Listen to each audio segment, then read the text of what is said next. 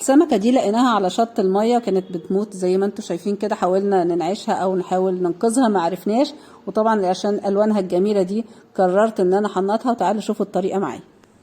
دي السمكة انا كنت طبعا نسيتها، حنطتها ونسيتها. انا مش عارفة هلاقي ايه في العلبة، هي ريحة ايه باينة اصلا.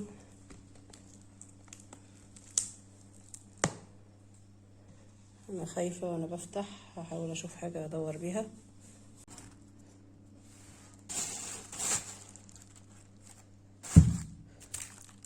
كل ما اجي اشوفها انسى.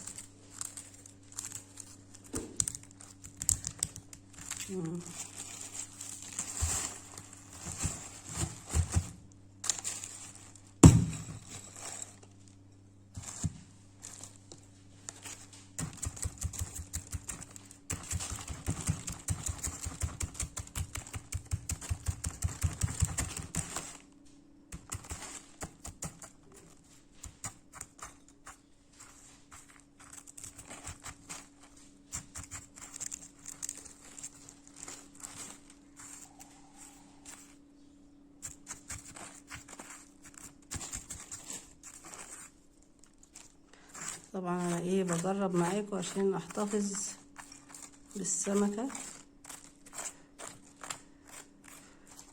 انا حطيتها من ساعة ما جيت من المصيف ونسيتها بصراحة، كل ما افتكرها.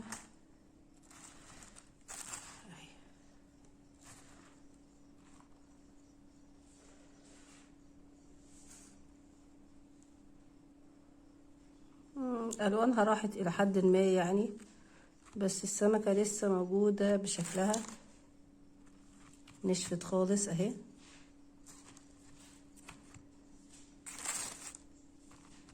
ناشفة ناشفة بصراحة. انا ما توقعتش ان انا الاقيها اصلا، الاقيها موجودة. انا قلت خلاص الاقيها انتهت، الملح اكلها كلها، لسه عينها بتلمع زي ما هي، شايفين؟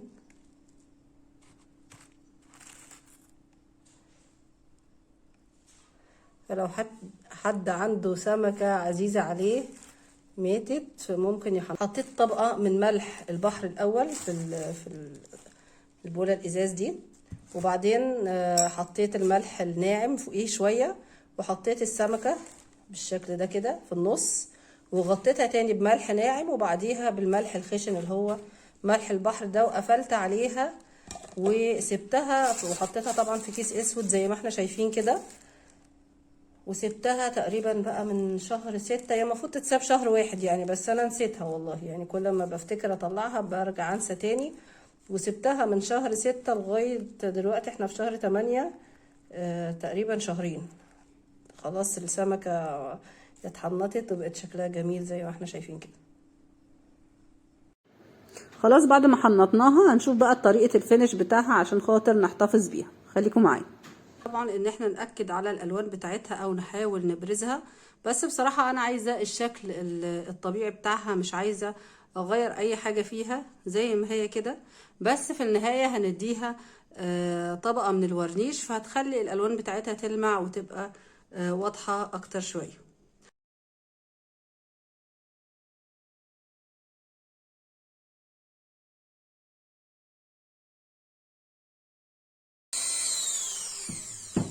خلاص هو كده كويس يعني.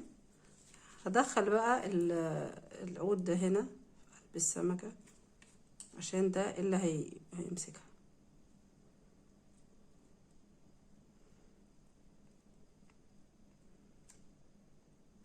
خلاص انا خرمت خشبتين تقريبا نفس يعني نفس الترتيب بتاع الخشب، مش هيبقى باين، وهلزقهم من هنا.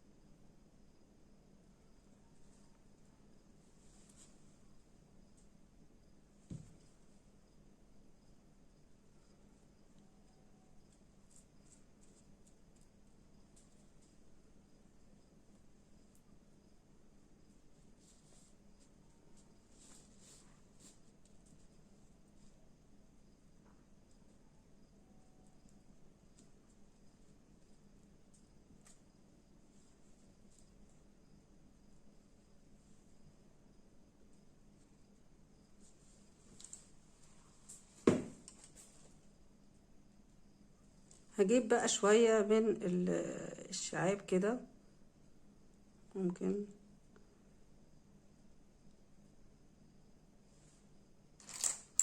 والقواقع بتاعتي.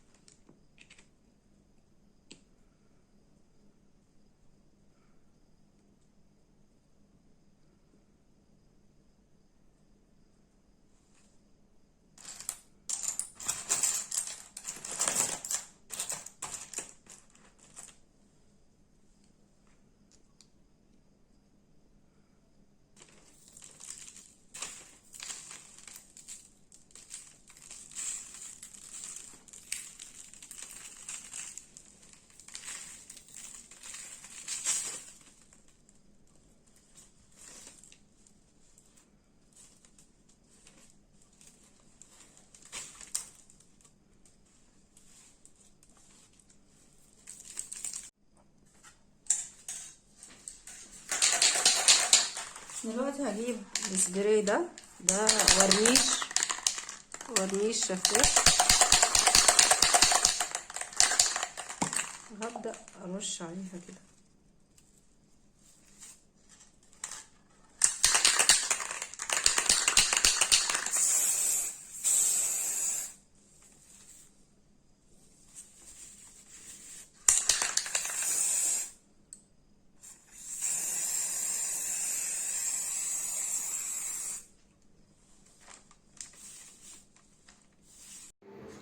زي ما احنا شايفين ده الشكل النهائي بتاعها بعد ما خلصناها.